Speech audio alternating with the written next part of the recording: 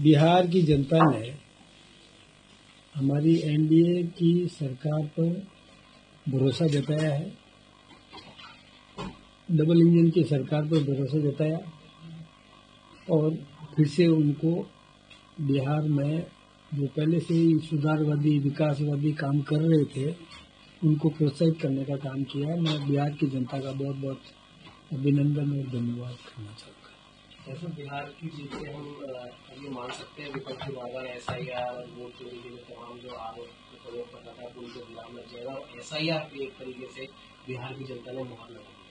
हाँ, बिहार की जनता ने मोहर लगाई। कांग्रेस ने बहुत भ्रम पैदा करने की कोशिश की थी, बिहार की जनता ने उनको नकार दिया। कांग्रेस सिमट करके आ गई 2-3 सीटों पर। उपचुनाव के रिजल्ट को किस तरह देख रहे हैं? बीजेपी अपनी जीत मान रही है? नहीं, बीजेपी अपनी जीत नहीं मान रही है, बीजेपी अपनी हार मान रही है। बीजेपी जीत नहीं मान रही है। अंतः उपचुनाव में हम हारे हैं। हो सकता है कहीं हमसे टूटी हुई है, हम समीक्षा करेंगे, सुधार करेंगे। तो पार्टी के कुछ बड़े नेताओं को वहाँ ना जाना भी नहीं, ऐसा नहीं है। नेताओं की ड्यूटी हम लगाते हैं, जहाँ कहीं भी लगानी होती थी हमने लगाई है। जिसकी जहाँ जरूरत है वहाँ उसको लगाया। किसी को बिहार में भेजना था, किसी को राजस्थान में अमता में भेजना था, किसी को क्या काम करना था, वो हम लोग तय करते हैं। इसलिए सारी जवाबदारी समझो तो किसी की तो हमने हमारी है। विपक्ष बार बार अमता उपचुनाव की हार को वसुंधरा जी के ऊपर डालते हैं कि उनका राजनीति वो खुद डालने की कोशिश करते हैं। वो अलग अलग देखते हैं। हमारी कॉमन रेस्पॉन्सिबिलिटी है। मेरी जवाबदारी जब मैं ले रहा हूँ तो दूसरे की जवाबदारी लेने की जरूरत क्या है, देने की जरूरत क्या है। जब मैं खुद कह रहा हूँ कि ये कहीं ना कहीं हम कांग्रेस के द्वारा फैलाए गए भ्रम को जनता तक पहुंचा नहीं पाए होंगे, हम जागृति कर नहीं पाए होंगे, इस कारण से ये स्थिति बनी है। जब बिहार में हम जीत रहे हैं तो अंत में हारते क्यों? उसके दो कारण हो सकते हैं कि अंतर की जनता ये जानती है कि यहाँ से सत्ता परिवर्तन तो होना नहीं है, सत्ता तो बरकरार रहेगी, एक सीट से क्या फर्क पड़ता है। इसलिए किसी न किसी भ्रम में आ गए, किसी ने क्या तरीका अपनाया उसमें आ गए, किसी ने सही तरीका अपनाया कि गलत तरीका अपनाया, इसकी बात मैं अभी नहीं करूँगा, लेकिन भ्रम में आ जाते हैं। अब मैं ये बात तो नहीं कह सकता कि किसने चुनाव में कौन सा तरीका अपनाया, किसने भावनाएं भड़काने की कोशिश की, किसने जातिवाद फैलाने की कोशिश की, किसी ने तुष्टीकरण अपनाने की कोशिश की, किस प्रकार से मतदाताओं को भ्रमित किया, ये तो समीक्षा के बाद ही पता चलेगा। लेकिन मैं जल्दबाजी में ये नहीं कहना चाहता, लेकिन कांग्रेस ने सभी हथकंडे अपनाए। सीधा तौर पर मैं कहूं तो जातिगत विद्वेष फैलाने का काम भी किया, चुनाव को जातियों में सिमट करके रख दिया, विकास गौण हो गया। एक सेवक को चुनने का अवसर वहां की जनता को मिला था, एक सामान्य परिवार के व्यक्ति को उच्च स्तर तक पहुंचाने का अवसर उस जनता को मिला था। एक स्थानीय सेवक जो वहां 24 घंटा उसी क्षेत्र में रहता है उसको चुनने का वहां की जनता को अवसर मिला था। लेकिन जनता ने निर्णय किया, वो जनादेश है, वो हम स्वीकार करते हैं, लेकिन ये अवसर जनता ने खो दिया। कार्यकर्ताओं में चर्चा चल रही है कि टिकट वितरण में जल्दबाजी की गई। जल्दबाजी नहीं, देरी की गई। प्रत्याशी के चुनने में हाँ, देरी की गई। लास्ट नॉमिनेशन में उसने नॉमिनेशन फाइल किया है क्या? पूर्व मुख्यमंत्री अशोक गहलोत बिहार के पर्यवेक्षक बनाए गए, पहले गुजरात के पर्यवेक्षक बनाए गए, कांग्रेस दोनों जगह सुपड़ा साफ हो गया, लेकिन अंता चुनाव के लिए उत्साहित नजर आता है। अभी जहाँ तहाँ पैर पड़े गहलोत जी के, तहाँ तहाँ बनता धार। बिहार में जो विधानसभा के आम चुनाव हुए उसमें भारतीय जनता पार्टी गठबंधन, एनडीए गठबंधन को और जो अपूर्व समर्थन मिला है, इसके लिए मैं बिहार की जनता का बहुत बहुत धन्यवाद देना चाहूँगा, उनका बहुत बहुत अभिनंदन। और जो सत्ता प्राप्ति की लालसा से बेमेल गठजोड़ जिन्होंने किया, जिनकी एक नीति नहीं है, समान सोच नहीं है, लेकिन केवल सत्ता प्राप्त करने के लिए आपस में मिल कर के और जो देश में भ्रम की स्थिति पैदा कर रहे थे उनको नेस्तनाबूद होना पड़ा।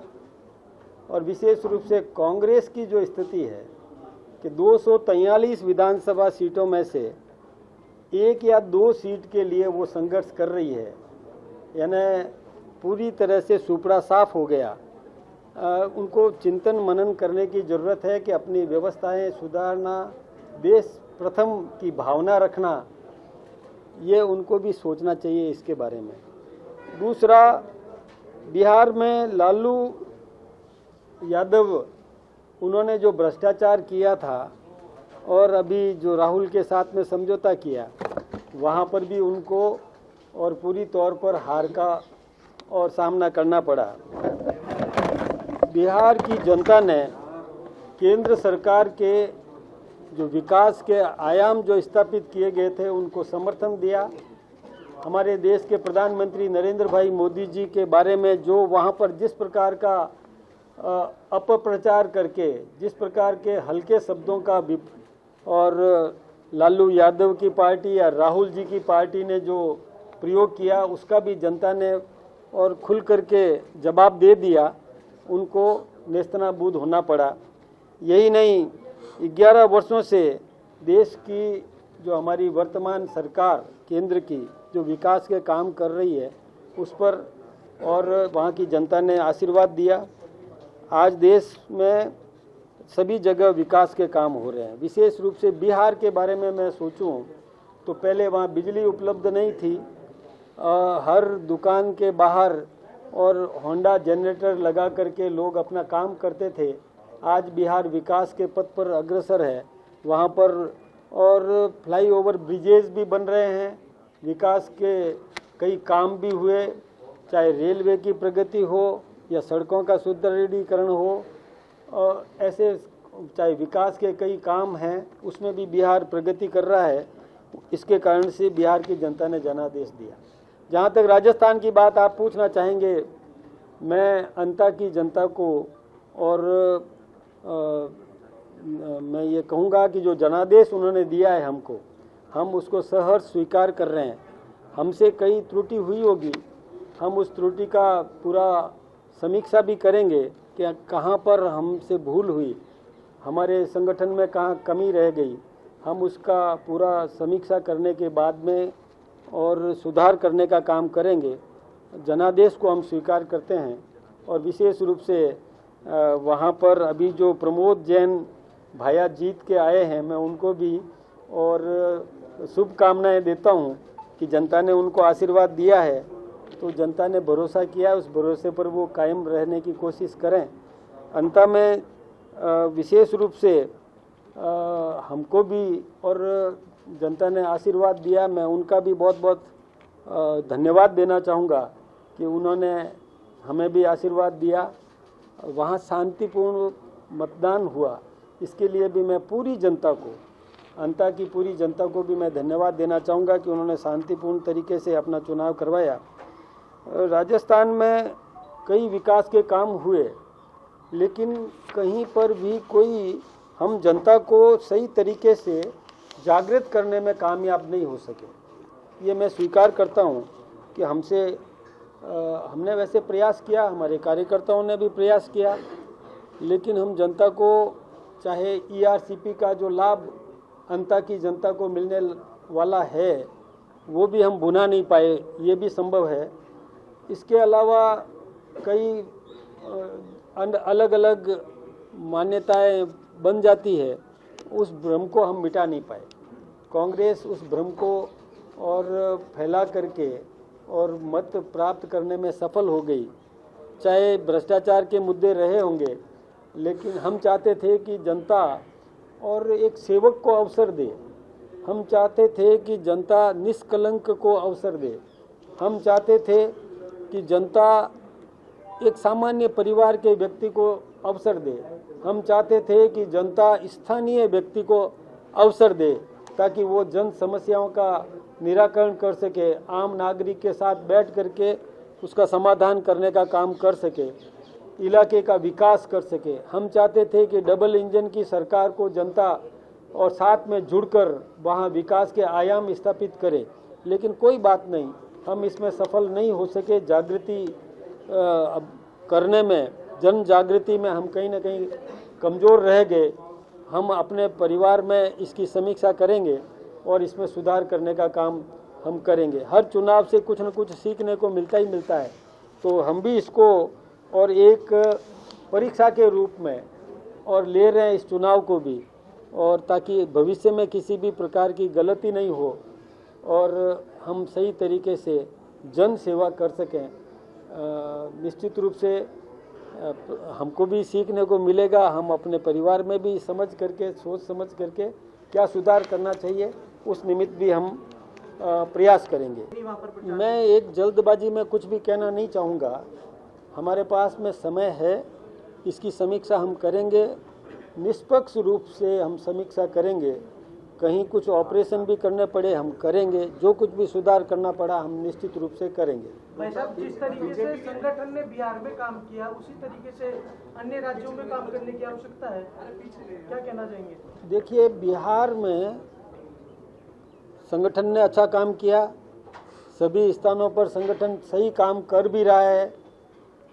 ये बड़ा चुनाव था बिहार का, राजस्थान का एक छोटा चुनाव था। बिहार की जनता ने ये तय किया कि बिहार का विकास कौन कर सकता है, उसको चुन करके भेजो, क्योंकि वो सरकार कैसी बननी चाहिए, डबल इंजन की सरकार बनाने के लिए वहाँ जनता ने वोट दिया।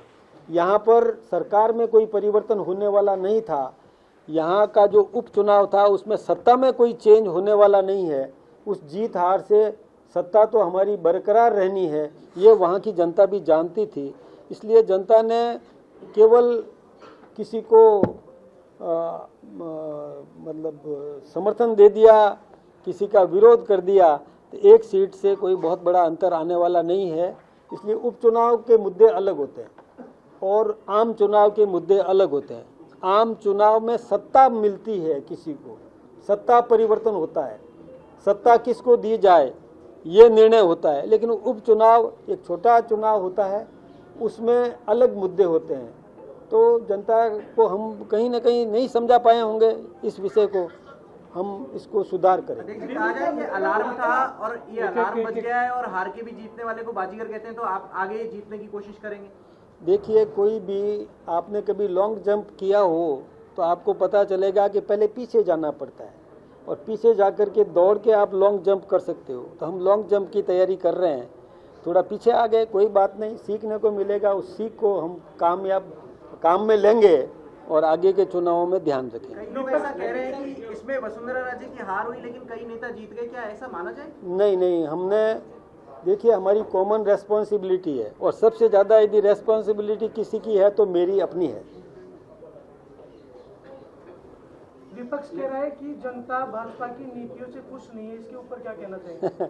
नीतियाँ देख लो ना कि बिहार की क्या स्थिति बनी है। कांग्रेस 1 या 2 सीट पर अटकी हुई है, तो नीतियाँ किसकी सही है ये तो उनको खुद को सोचना चाहिए। मुझे तो आश्चर्य इस बात का होता है, मैं कहना नहीं चाहता था आज, लेकिन मुझे आश्चर्य इस बात का होता है कि यहाँ 1 सीट जीत गए, वो खुशियाँ मना रहे हैं, उनके दिमाग में नेशन फर्स्ट नहीं है और राष्ट्र प्रथम होता उनके दिमाग में तो बिहार का परिणाम देख करके और मुंह छुपाते फिरते वो, लेकिन उनके दिमाग में वो है ही नहीं।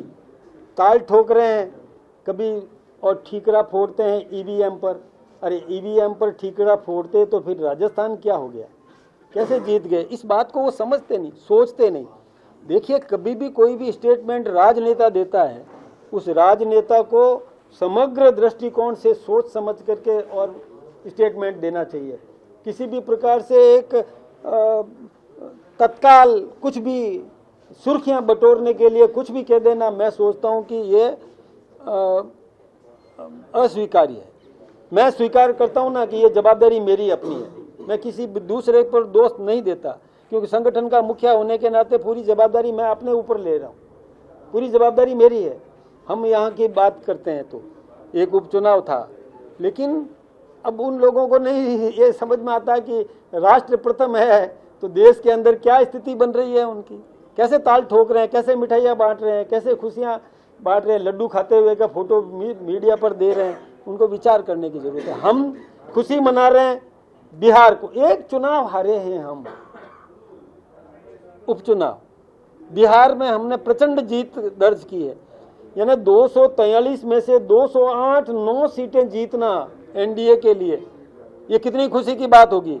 और 243 में से कांग्रेस के लिए 1 सीट या 2 सीट पर अटकी हुई है, ये गमी नहीं तो क्या होना चाहिए। ये वो समझने को तैयार नहीं है, वो तो बेमेल गठजोड़ करके कहीं की ईंट कहीं का रोड़ा, भानुमति ने कुंबा जोड़ा उसको लेकर के और वो अपनी सत्ता बनाना चाहते हैं। मतलब ये क्या बात हो गई, सोचे तो सही, कुछ पुनरीक्षण करना चाहिए, खुद के बारे में विचार करना चाहिए। और हम सब ने समान रूप से काम किया। जवाहर सिंह जी बेडम ने भी वही काम किया जो मैंने किया, किरोड़ी लाल जी मीणा ने भी वही काम किया जो मैंने किया। आपने तीसरा नाम पूछा अविनाश जी, उन्होंने भी वही काम किया जो मुझे करना चाहिए था, वो किया। किसी की ड्यूटी अलग अलग लगती है, ड्यूटी मैं लगाता हूँ, इसलिए जवाबदारी मेरी है। मैंने माथे लिया ना अपने, कि पूरी जवाबदारी मैं अपने माथे ले रहा हूँ। समीक्षा के बाद पूरा जांच हो जाए कि मर्ज मतलब दर्द कहाँ है और उसमें क्या है, उसकी जांच होने के बाद ही इलाज होता है।